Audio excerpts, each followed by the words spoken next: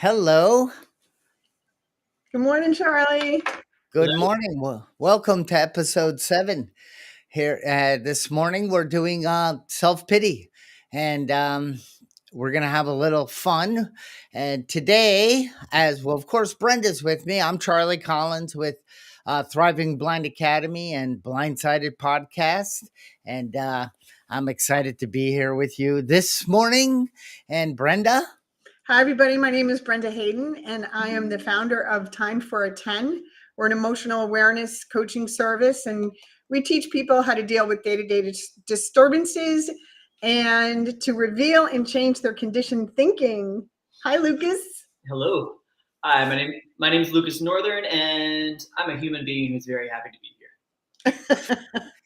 Who also has a master's in speech pathology. I sure do.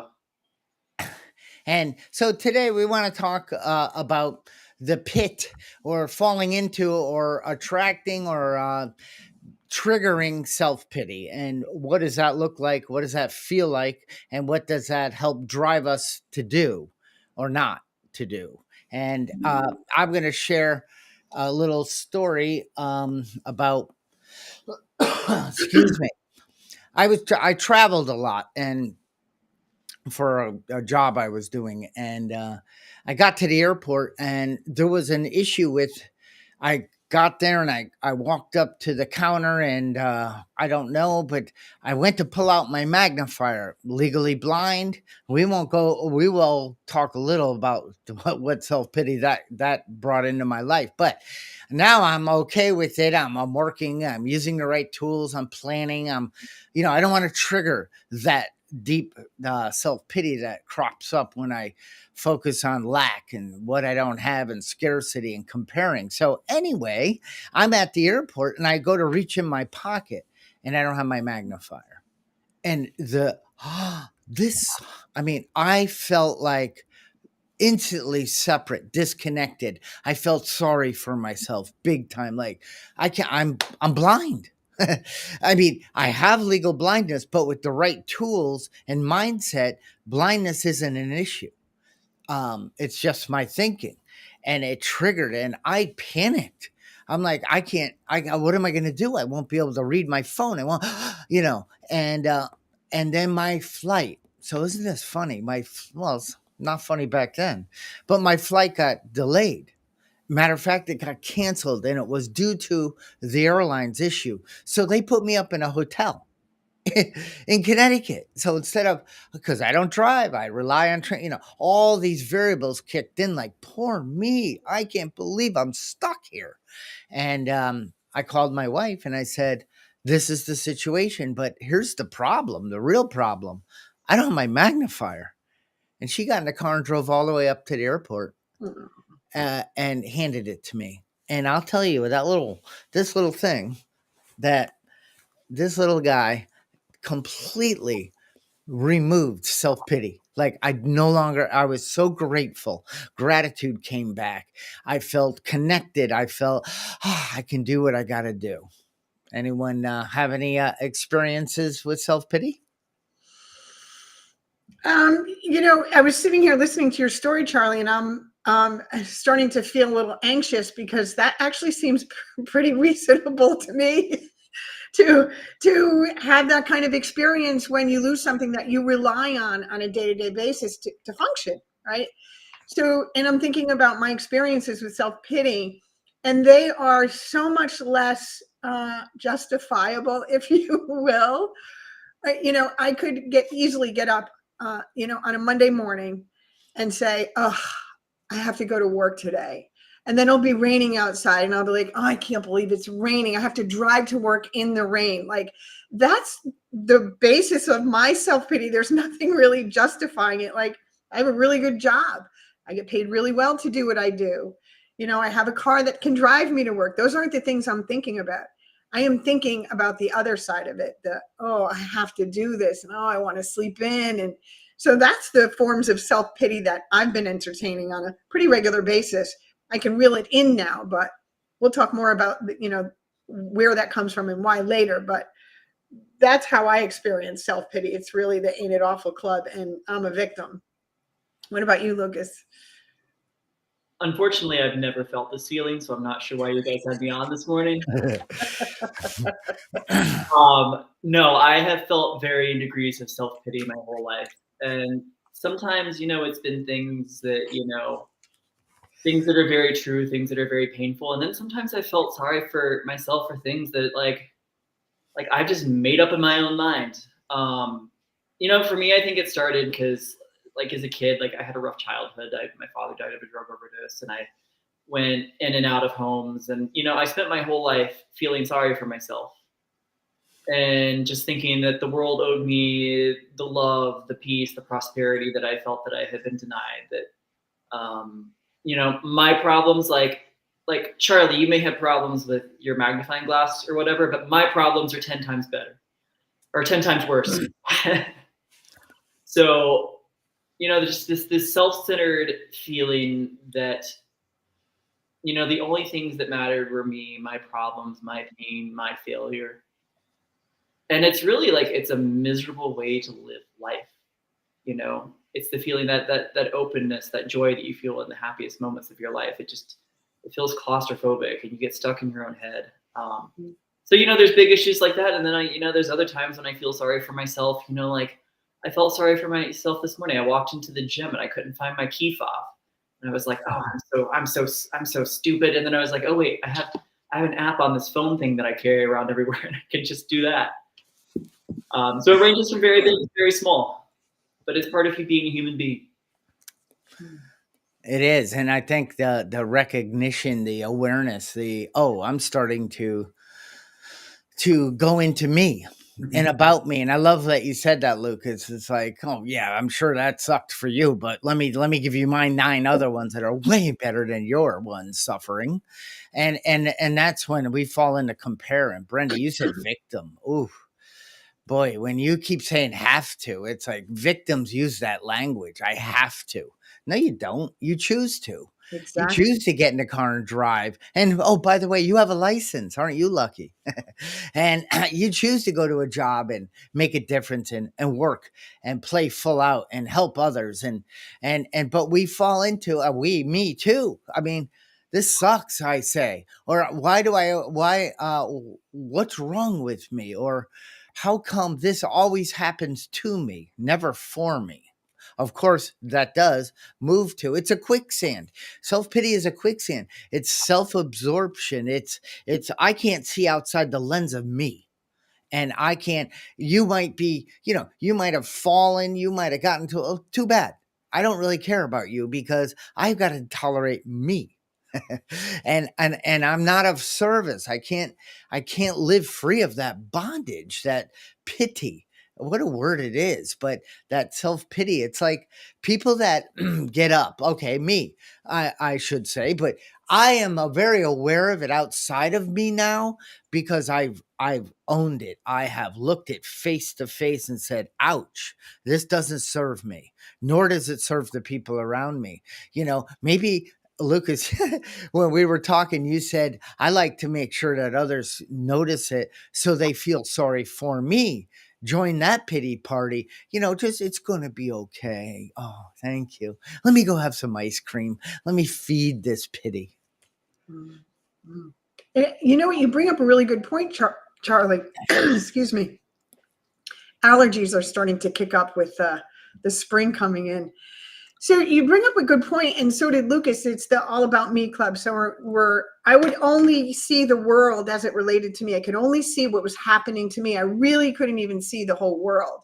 And when I'm living in this little box that's just actually from the neck up, and this is the box, any small thing that happens becomes a really big deal because it's happening in this little tiny space, right? And there's nothing else coming in except what's happening to me. And for whatever reason, I was listening to a couple of audiobooks on how the world is today, how the mindset is today. And it's almost fashionable to have a victim mentality and get a bunch of people to validate that victim mentality. Oh, yeah, that's awful. That's happening to you. And oh, I can't believe this is going on again. And for whatever reason, there's a lot of camaraderie in that arena between people. It gives other people permission to also be victims. And then there's common ground for connection. There's a lot of fear going on in the world, and sometimes a lot of difficulty for people to connect. And this is a really good way to connect on, oh, it ain't an awful club. I think we talked about that a few podcasts ago. And you said something else. When you're in a self-pity mode, there's no accountability. There's none. No accountability. And I think that's more why I go there, because then I don't have to look at my part in being in the position that I'm in that moment. Something went wrong. Please try again. Sorry. Well, something went wrong. Please try again. Yeah, she's been turning on like that without any provocation whatsoever. I feel so bad. I feel awful about. Isn't that awful? It's happening all the time. Yeah. That's a joke on self-pity, Charlie. I know. We were going to start having the pity party for you. Here we are. Welcome to the pity party. Brenda, you said it's so much easier just to like go into self-pity and feel sorry for yourself rather than to take some sort of just like constructive action to do something about the problem. I think back to I got off of most social media a few years ago because I would just use social media as a tool to get people to feel sorry for me. I think social media is great. I love social media. But for me, I would often be like, oh my gosh, my job is hard, and then I would just sit there and wait for these little comments to come in with like people being like thinking about you, praying for you, you're so strong, you're so smart. And these like little hits of dopamine would hit as I got external validation from people. And, because, I never like, in these moments, like I'm not really viewing people as like, individuals with their own histories and challenges and strengths. I'm basically just viewing them as tools to make me feel better. Yeah. Like you exist to make me feel good. And that's a very self-centered and sort of just awful way to go through life, because it makes it hard to form relationships with other people when their primary purpose is to make you feel good and not for you to like, how can I be helpful to them? It's an excellent point. And we did that last week. We did I'll Be Happy When. Yeah. You validate me. You pray for me. You let me know that I'm on the right path of suffering. Thank you for validating that. And Brenda, you have another name for the Ain't It Awful Club. Yeah, the itty bitty committee. Yeah. Or the sandbox. I mean, take your pick. There's so many ways to play in the Ain't It Awful Club. So many ways. No, sorry. And Lucas, you were talking about responsibility, having the ability to respond to the way I feel. And do I know that the way I feel comes from the way I think? And do I know the way I behave comes from the way I feel and think? And do I have the ability to think greater than I feel? Yes. What are 3 things we have complete control over? The way we think, how we behave, and how we feel. And that's not fun knowing that. At first it wasn't. It's like, what? I've been blaming all my life. God made me this way. Too short, not smart enough. I wasn't able to go to college because smart people with good eyesight go there. I can't drive. I can't figure things out. This is always happening to me. I can't handle my liquor. Oh my God, everything I ever approached, I failed miserably at. And then I just disconnected. I don't want you to feel sorry for me. Don't even pay attention to me, because you feeling sorry for me made me felt more disgusting, because deep down I knew there was a better way, but I wasn't willing to surrender. Wow. You guys both said 2 things that prompted this to come into my awareness. And one was that things are happening to you, right? And I see this a lot in my own life, where something will happen and it's happening to me. And then I was taught, well, what if it's just happening and it's not really happening to you? And in doing this work, and a lot of this work that we've done together, A lot of the situations that I used to ruminate about was because I was personalizing the event, whatever the event was. It could have been traffic even, or it could have been, something, I had an argument with my partner, or my child did something, and it was all happening to me. And the person I was working with, the coach I was working with, said, well, why don't you remove the to me? And it's just happening. Now, do you feel sorry for yourself? Well, when I depersonalize it and it's just happening, no. Part of when you personalize it and it becomes personal, that's when my emotions start to get triggered and I start to get activated. When I'm making it about me, and Lucas said that, and you said that too, Charlie. Well, who else is there? Oh, there's people in the chat. I probably should read the chat for a second. Good morning, everybody. Hi, Carrie. And Imagination, the Awakening said, birds of a feather flock together, whether it's positive or negative proclivity. Belonging is a human need that finds a way to be enforced, even when it goes against our deepest desires. Whoa, that's brilliant.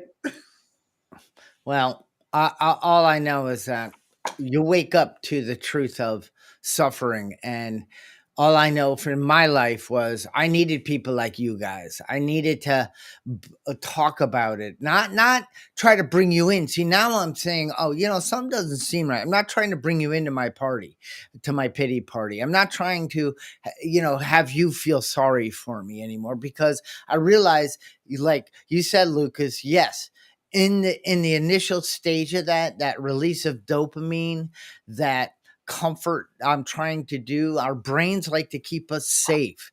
They don't like us to push against what it thinks is keeping us safe. So I realize that this really feels gross, and when I'm in this, I do more behaviors that hurt me more.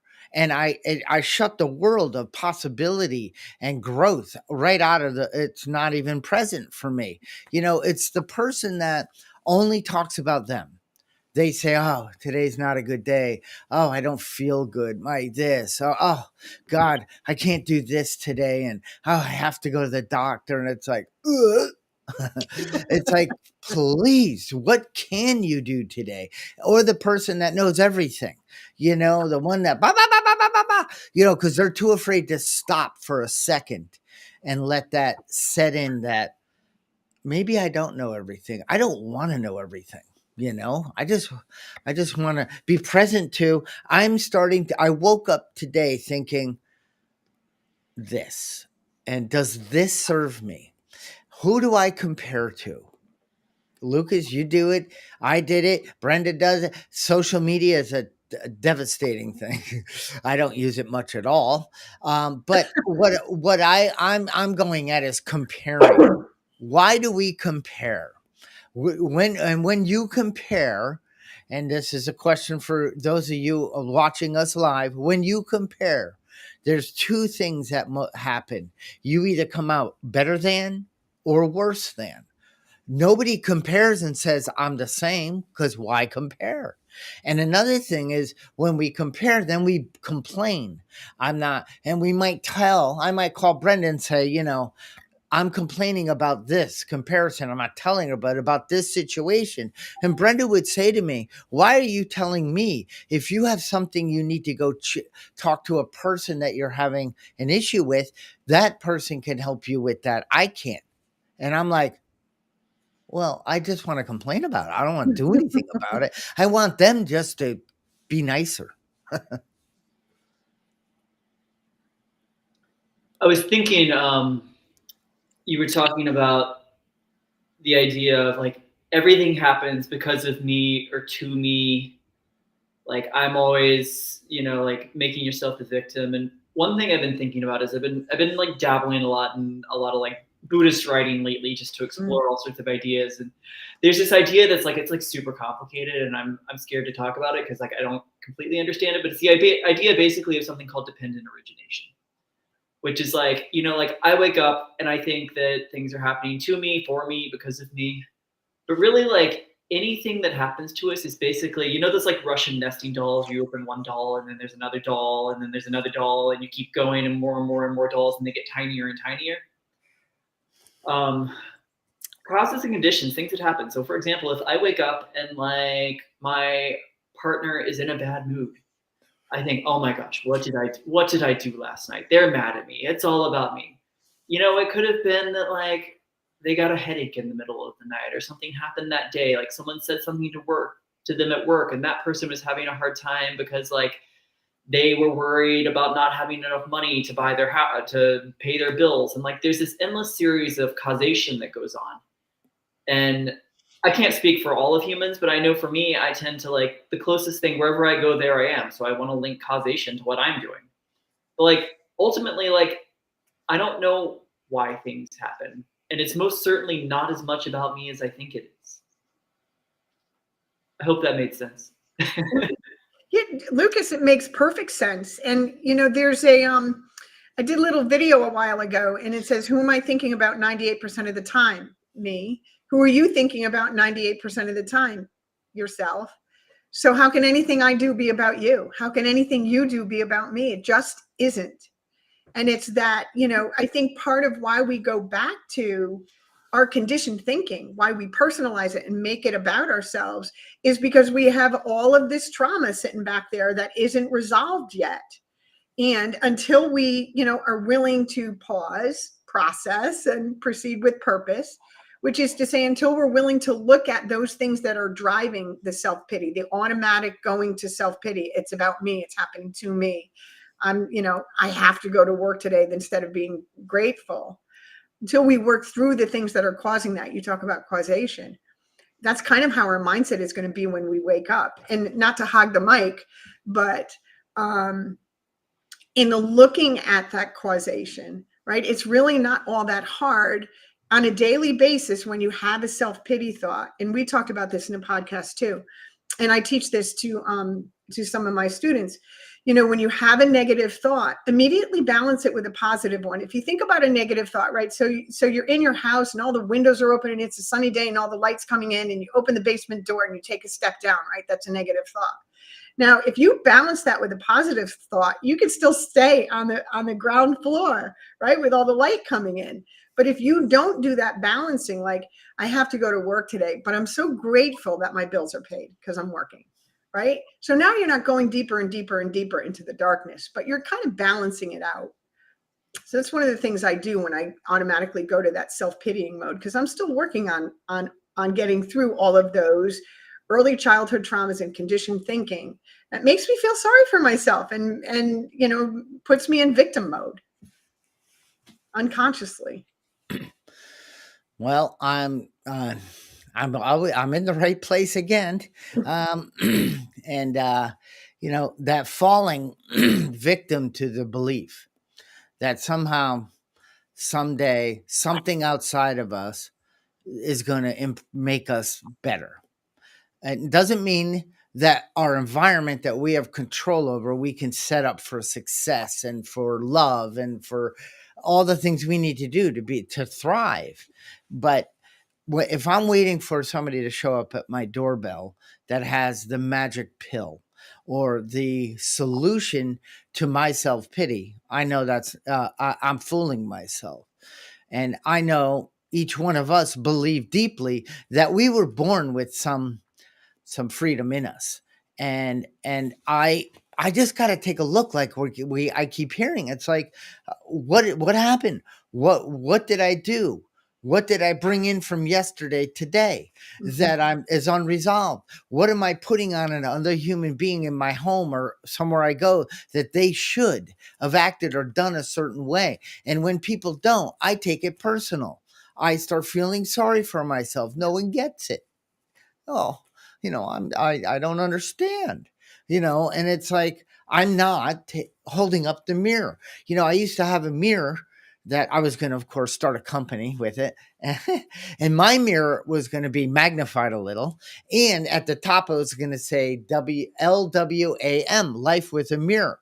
When I am disturbed, when I am feeling sorry for myself, when I am pissed off, when I am not congruent, or when I don't feel this connection, when I'm not free of the bondage of self, I need to pick that mirror up and look straight at it and say, how can I? What is unresolved in me? And like Brenda, you said, it could be from uh, years of whatever, but at least by asking the right questions, you will start getting the right answers. So can I share a quick story? So when I was doing this work about what you're talking about is challenging your reality. That's what you're talking about is, putting the mirror up in front of yourself. So when I was practicing this work, and because I became aware through doing the work that most of the thoughts I was thinking were not based in reality. So what I was taught to do is when I have one of these thoughts is challenge it immediately. And I would say out loud, that's not true. That's not true. Because that itty bitty crappy committee was going 24/7. And it would tell me things in my head that just weren't true. So I'd walk around the house saying, that's not true. That's not true. That's not true. That's not true. And my kids thought I was losing my mind. But by getting it up and out, right? By challenging what my brain was telling me and saying out loud, that's not true, there was a shift in my thinking. And it's interesting. I mean, I used to until a few years ago, until I did the same work. I thought every thought that I had was more or less true, and then everyone else's thoughts and actions and beliefs were like they were living in la la land. They were drinking some sort of Kool-Aid that and they didn't know they were drinking the Kool-Aid. And I felt sorry for them in addition to feeling sorry for myself. But when you sit down and objectively look at it and ask for help from other people, from the universe, when I took time to, meditation was a big piece of this for me too. Just sitting down and getting some distance from my thoughts. It's almost like a little drone going like 30 feet above and just like watching my thoughts like float by and not getting hooked, trapped, compelled, or attached to them. And slowly beginning to realize that like maybe this world that like seems so certain, maybe it's not as certain as it seems. And once I began to crack that door open, now like a ridiculous thought comes into my head, like when like I have like an ache in my back and I'm like, okay, like I'm not gonna be walking in like a week. Like sometimes it's silly like that, or like now I can like laugh at it sometimes, but it used to be, like hypochondria was always a big one for me. Like I used to like I remember this one time that like I had like and COVID was really bad. Like I would get a sniffle and be like, okay, this is not good. I need to find my will. It's in a box somewhere. But all of that to say, once you begin to have some distance from your thoughts, and there's so many ways to do it. For me, a big portion of it was meditation, talking to other people, getting to realize the fallacy of your thoughts and really the fatality. That's the beginning of opening the door to, really beginning to have some freedom from the self-pity that we've been talking about. Paying attention. Yeah. Paying attention to your thoughts. Shining a light, right? Shining a light on them and saying, wow. Yeah. What I'm hearing over and over and over is don't believe what you think, but think what you believe. And that was a quote I did years ago. And and if what you believe isn't serving you, then get new beliefs. And that's possible. I used to believe I was stupid. I don't believe that anymore. But it likes to say hi every so often. I believe that I was less than because my eye disability. I don't believe that anymore. I have huge other areas of life that I thrive in, probably because of that. I'm more aware in certain areas. I don't know. I don't need to figure it out anymore, but I do question my thoughts. Is that true? Who would I be without that thought? Well, that's not fair. I'm not willing to let go of that one yet. You be quiet. And whoever you is me. And, and I love that. It's like, is this true? Yeah. And it's important did I interrupt you, Charlie? I'm okay. You sure? I'm positive. Okay. Is this true thing and challenging your reality and questioning your thoughts? a conditioned mind can't fix a conditioned mind. So we have to do this work with somebody else who can challenge our reality system. Because I know for myself, I would convince myself I was right, because really that's all I wanted to be, was right. I was sitting with somebody recently, and it was her birthday, and it was raining outside. And she says, I can't believe it's raining outside. It rains every year on my birthday. And I said, oh, really? And she said, yeah, I just can't believe it. And I said, well, where were we last year on your birthday?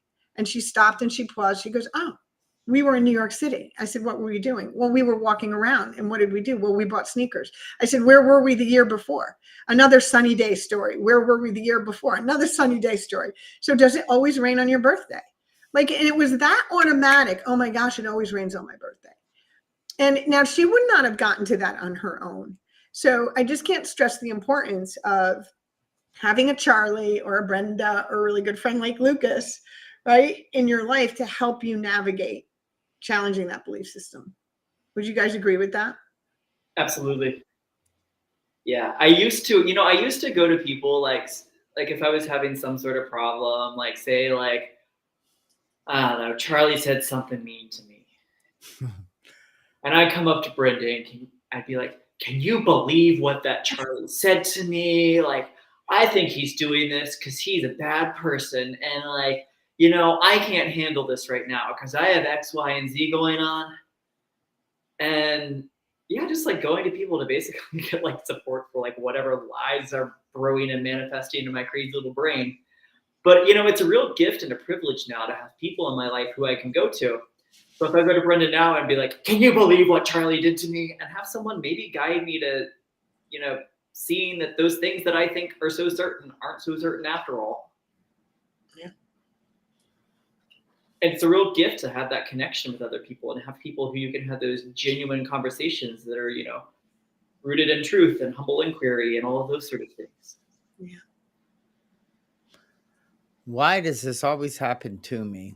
And I can't believe it's raining today. And oh God, it's 63. I want it to be 67, then I'll be happy. And it just feels like the weight of the world is this pity party I'm forming. And Brenda, you said something that really triggered me, and triggers.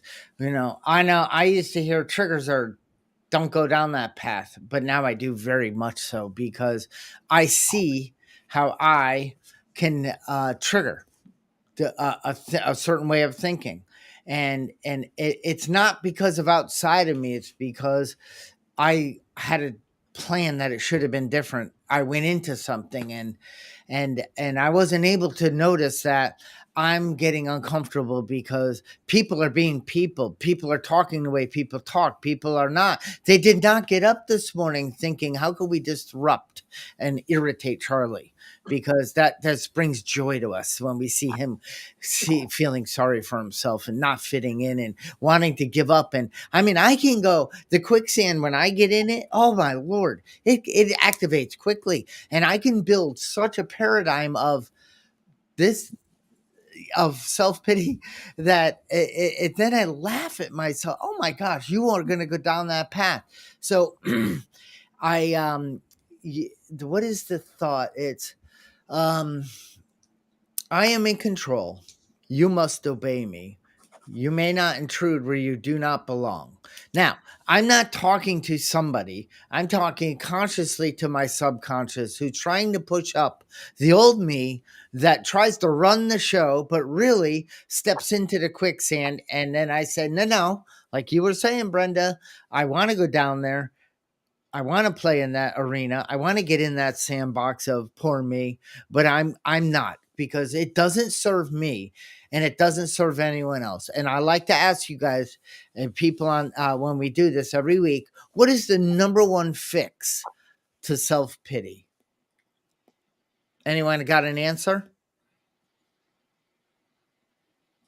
The answer is in the question, part of the answer.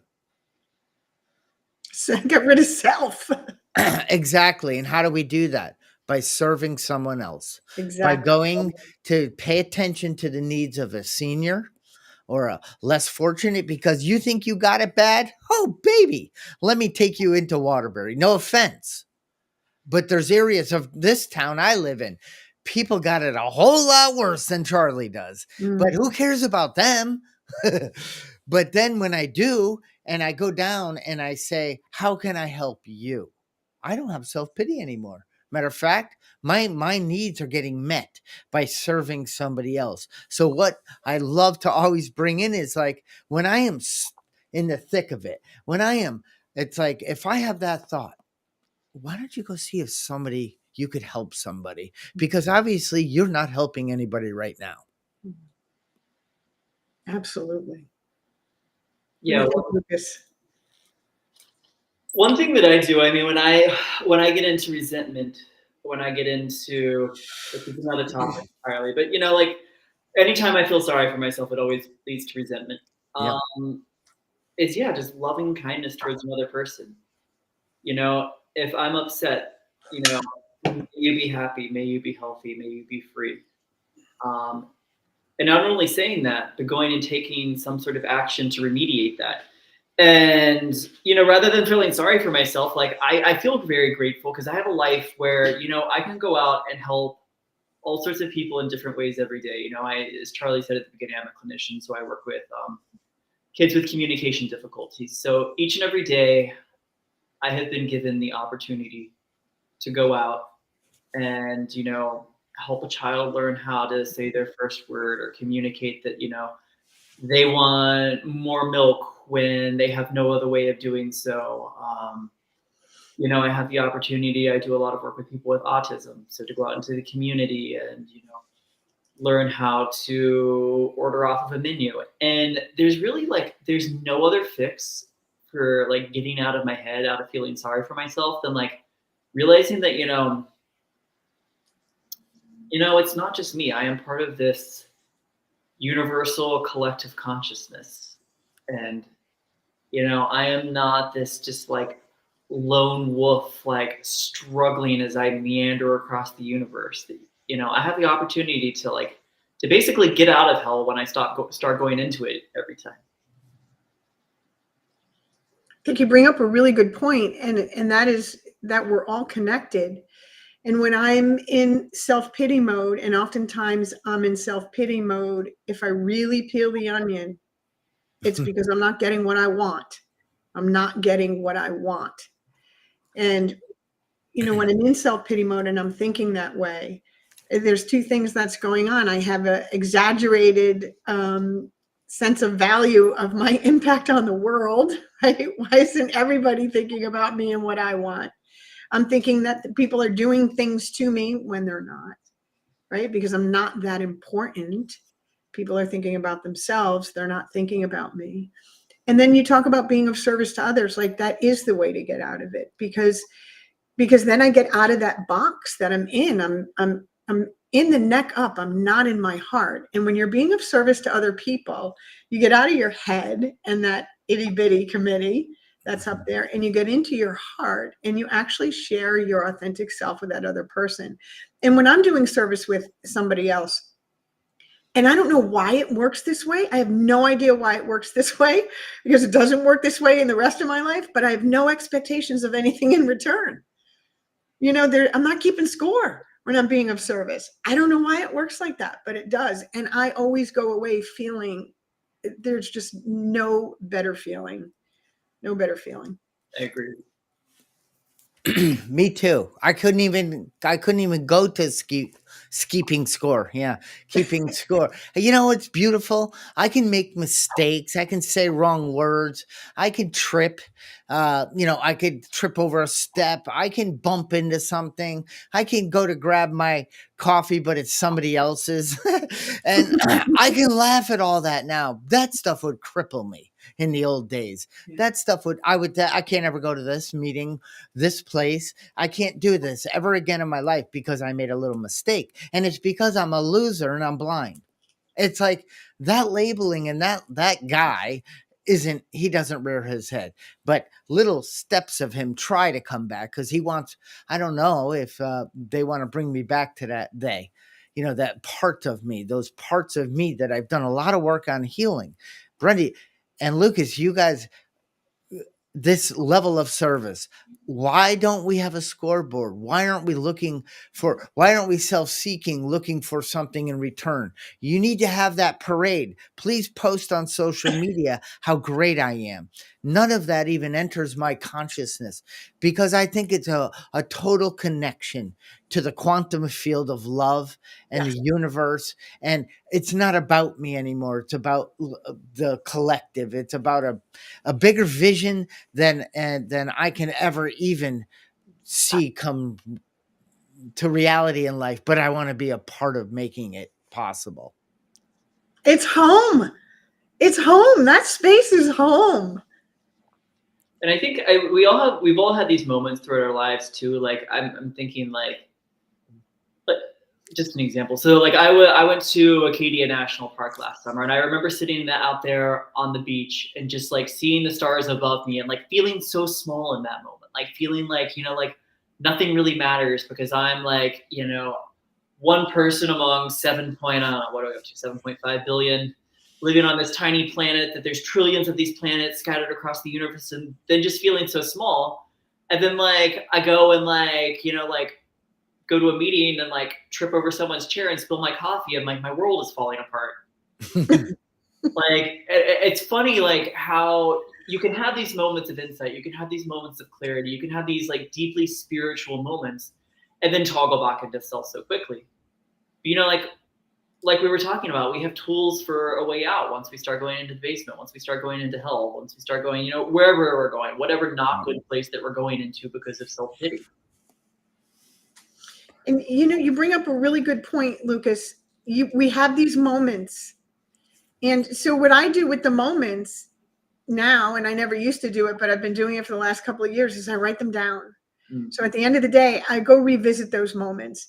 And then I used to talk about keeping a miracle book. Anytime a miracle happened, I wrote it down in a book. And it would be something as simple as thinking about a cardinal, because I have this thing with cardinals, and then one appears in the tree, right? That's a miracle. I write it down. And when I have those self-pitying days, I can flip through that book and say, yeah, or even to the previous day when I've written down something beautiful that's happened, a connection that's happened, an experience I had. And I can read it and remember it. And it takes me right out of self-pity. We're all energy, and our thoughts are energy, and our thoughts, when we have them, it's an electrical, and but it also goes outside of us. So if you've ever been in line and somebody like turns around because you're like, hurry up, man, what the hell is wrong with you? I gotta be somewhere, I don't know where, but just hurry up. And I'm thinking ill feelings about that person. Okay, maybe I'm a bad person, I'm the only one who does that, but I don't think so. And that person turns and kind of looks at you like, I'm feeling some negative energy with you behind me, what is going on? But anyway, so we have that, right? We have that ability to think love, to send out compassion, and to be around. And when I'm in self-pity, I am not projecting kindness, tolerance, patience. I'm projecting me, and me that is coming from a place of poor me. And poor me is a negative energy, and it doesn't serve anyone. So we're coming near the end, and it's like, recognize, kind of, don't beat yourself up. You're not alone, as you can tell. We're here, and you know, there's coaching, there's people, that there's questioning process. Is this true? Do I want to go down this path? Has it served me in the past to only think about me and my issues, my problems, which really in the long run aren't that big? But I magnified the out of stuff without my magnifier. So, you know, that's what I'm walking away with. I'm just a little more clear. I'm a little more awake on the mind that is in me every day.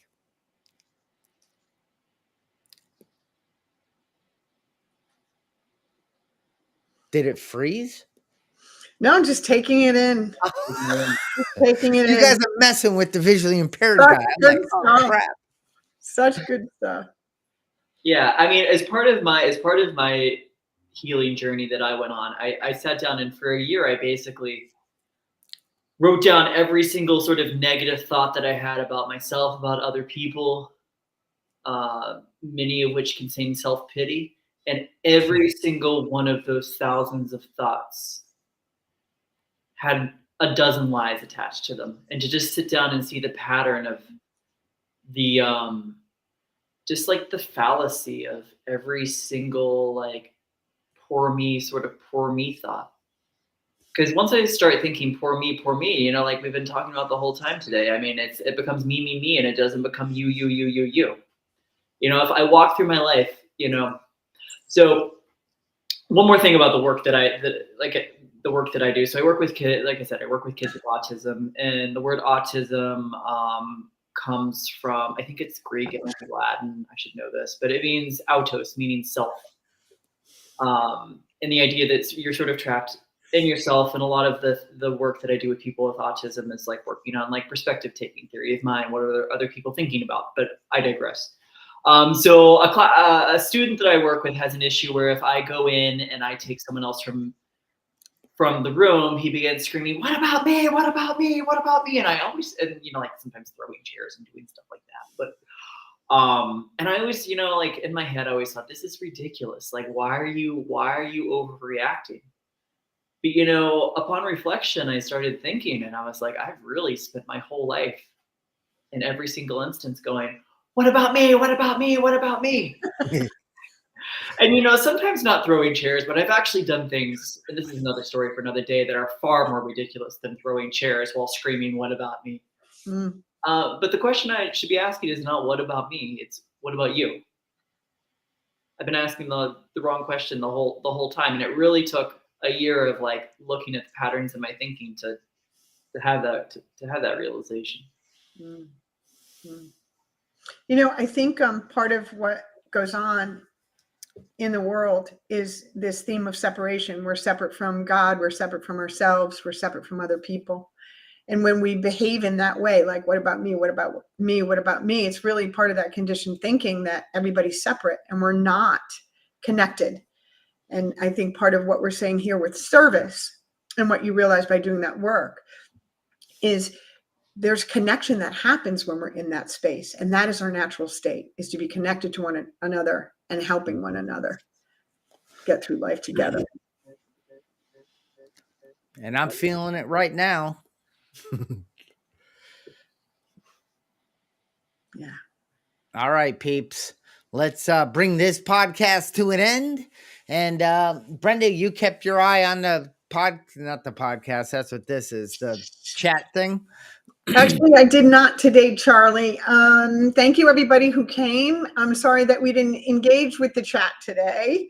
My bad. I made a mistake. We will catch up with you next week for sure. Lucas, we'll talk about Brenda later. All right. And thank you, Lucas. Call me and we'll gossip about Brenda when we're done.